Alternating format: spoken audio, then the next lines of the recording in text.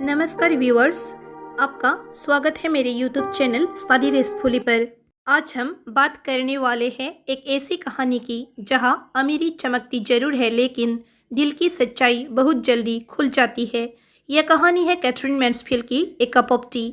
आज हम इस कहानी को सिर्फ पढ़ेंगे नहीं, हम इसे महसूस करेंगे कि दया कैसी होती है और दिखावटी दया कैसी लगती है।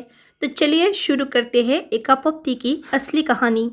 ए Cup of Tea Katherine Mansfield द्वारा लिखी गई एक अत्यंत प्रभावशाली कहानी है जो मानव मनोविज्ञान, वर्ग भेद, दान की असलियत, कृत्रिम आधुनिकता और एक अमीर वर्ग की नकली दया भावना को उजागर करती है।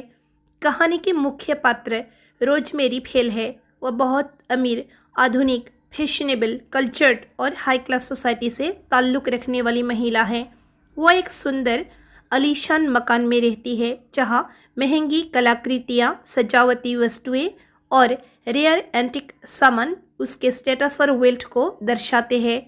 वह अपने पति फिलिप फेल के साथ वैभवपूर्ण जीवन जीती है। रोजमेरी पारंपरिक अर्थ में बहुत सुंदर नहीं है, फिर भी उसकी मॉडर्निटी, कॉन्फिडेंस और स्टाइलिश व्यवहार में एक अलग प्रकार का आकर्षण है। वह महंगी दुकानों, नए विचारों, अनयूजुअल चीज़ों और एक्सपेंसिव एंटिक्स के बीच रहना पसंद करती है क्योंकि ये चीज़ें उसे मानसिक संतुष्टि देती है और उसे सुपेरियर महसूस कराती है। उसके लिए खरीदारी कोई आवश्यकता नहीं बल्कि एक भावनात्मक आनंद है। कहानी का टर्न तब आता है जब एक सर्दी के दिन वह कार्जन स्ट्रीट की एक एंटिक शॉप में जाती है और उसे एक छोटा सा हरे रेशम से सजा हुआ बॉक्स दिखाई देता है। वह तुरंत उसे खरीदने को तैयार हो जाती है क्योंकि पैसे उसके लिए कोई समस्या नहीं। लेकिन दुकान से बाहर निकलते ही एक गरीब, भूखी, कमजोर, फटीचर कपड़े पहनने वाली युवा लड़की उसके पास आती है और बहुत विनम्रता से पूछती है, मैडम, क्या आप मुझे सिर्फ एक कप चाय के बराबर पैसे दे देंगी? यही से कहानी का असली साइकोलॉजिकल नाटक शुरू होता है। रोजमेरी के भीतर अचानक एक रोमांटिक सी दया जग जाती है। वह सोचती है कि वह कोई महान, नोबल, दान करने वाली फेरी गॉडमदर जैसी विशेष महिला बन सकती है। वह यह एक्ट दया के लिए नहीं करती बल्कि अपने अंदर महान होने का एहसास पाने के लिए करती है। इसलिए वह उस गरीब लड़की को पैसे न देकर उसे अपने घर ले जाती है ताकि वह दान को एक ड्रामेटिक अनुभव की तरह महसूस कर सके। रोजमेरी उसे अपने शानदार ड्राइंग रूम में बिठाती है, उसके शैबी कोट को उतारती है और मेड से चाय लाने को कहती है। वह खुद से बहुत प्रभावित होती है कि वह कितनी काइंड है, लेकिन तभी उसका पति फिलिप कमरे में आता है। जब रोजमेरी सारी बात बताती है, फिलिप शांत स्वर में कह देता है, वो लड़की बहुत प्रीति है। यह एक शब्द प्रीति रोजमेरी की मानसिक दुनिया को पूरी तरह तोड़ देता है।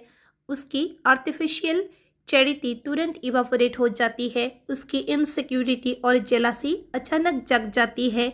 अब रोजमेरी डरने लगती है कि कहीं वह गरीब लड़की उसकी ब्यूटी या फेमिनिनिटी को चैलेंज न कर दे, इसलिए वह तत्काल भाव बदलकर उस लड़की को पैसे देकर घर से बाहर भेज देती है।